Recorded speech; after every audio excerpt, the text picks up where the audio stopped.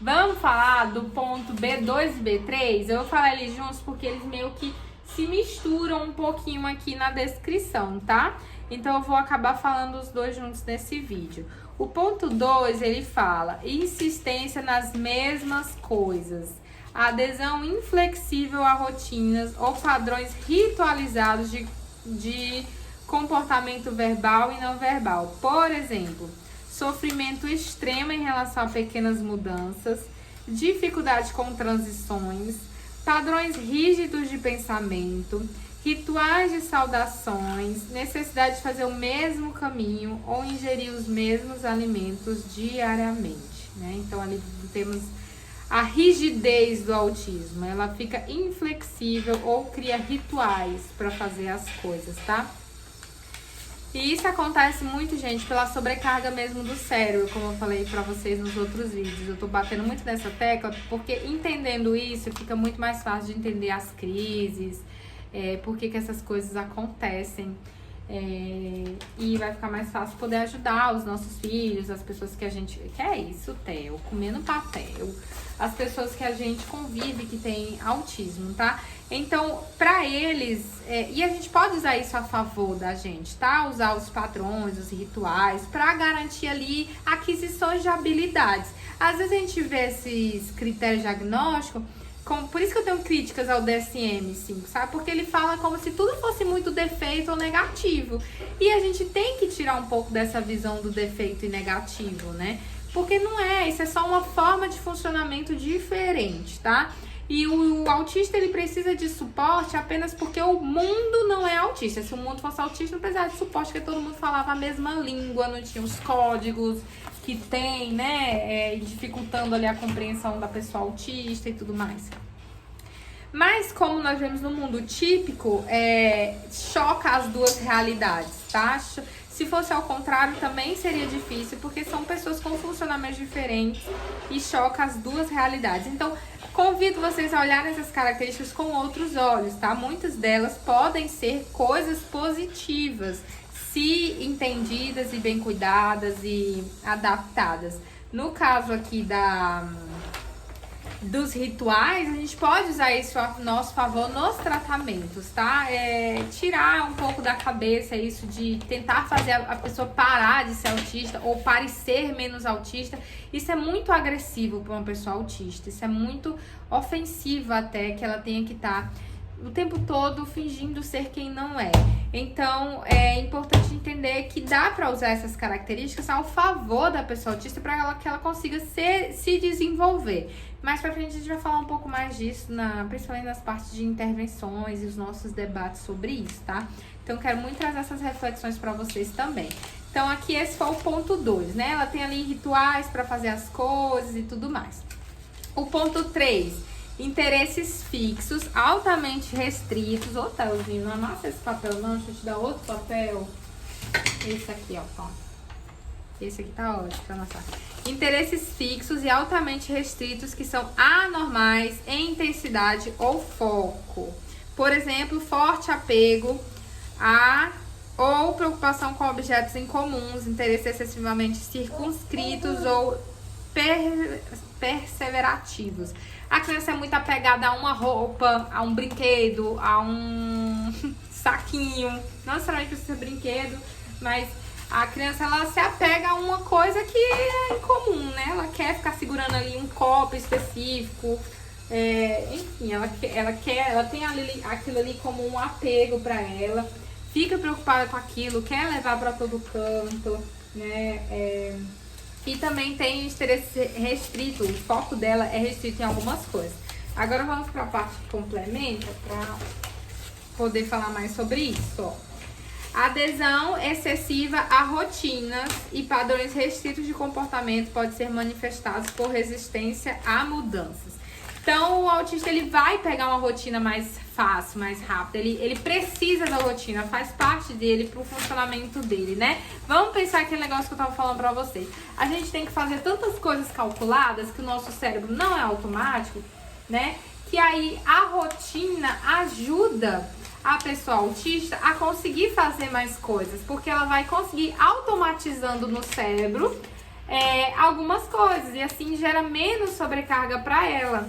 Mas uma vez que o autista tem a rotina dele estabelecida e ele conseguiu ali tirar, né, essa sobrecarga do cérebro dele, vem o contratempo, porque se essa rotina é alterada, isso vai desregular. Por quê? Porque ele botou no campo do automático. No que vai para o campo do automático a rotina, quando muda e ele é pego de surpresa, isso pode gerar uma desregulação e pode gerar crises também, porque ele não se preparou para aquela mudança. E isso pode gerar problemas nos relacionamentos, problemas no trabalho, problema na creche, na escola. Por exemplo, o Ravi, ele pega a rotina muito fácil.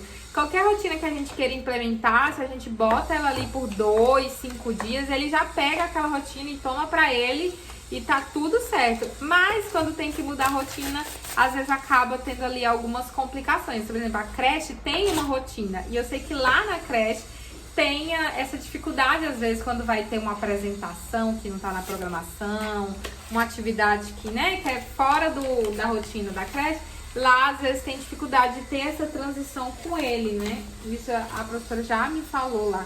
Então, como é seu filho nisso? Ele tem, quando muda o script, muda o roteiro, tava programado uma coisa e muda, como ele fica? Ele fica desestabilizado? Se ele fica desestabilizado, isso já é um sinal, tá? Cadê? Onde foi que eu parei? E aí tem dificuldade de fazer mudança, às vezes mudança de rotina, mudança de percurso, mudança de roupa, mudança de cabelo, mudança de aparência, mudanças, tá, gente? Mudanças pode ser em qualquer contexto, tá bom? Às vezes até o caminho do carro que faz pode levar ali uma desregulação, porque ele habituou e programou o cérebro a fazer daquela forma específica, tá? Por exemplo, sofrimento relativo a mudanças aparentemente pequenas. Não precisa necessariamente ser uma grande coisa, tá? Como embalagem de um alimento favorito. Veja que é nos detalhes. É a questão da previsibilidade. Ele estava esperando ver uma coisa e ver outra.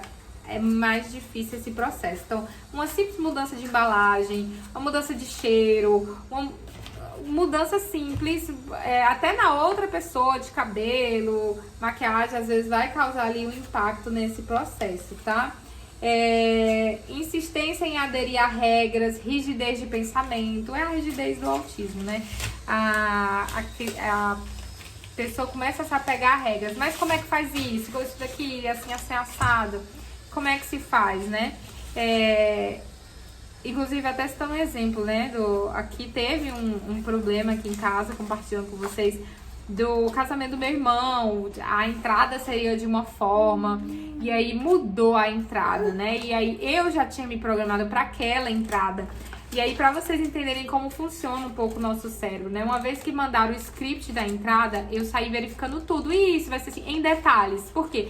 Para que eu consiga construir na minha mente uma previsibilidade de como vai ser o dia. Porque coisas novas para o autismo não são tão fáceis, justamente porque ele não sabe como reagir a coisas novas. E isso já é uma insegurança que ele vai carregando ao longo da vida, porque ele precisa de repertório. Lembra, ele não tem repertório. E a gente tem medo de não saber como reagir. Então, eu calculo todos os pontos e riscos, até quando eu vou sair com os meus filhos. O que pode acontecer para que eu consiga mapear o máximo de situações para eu saber como reagir.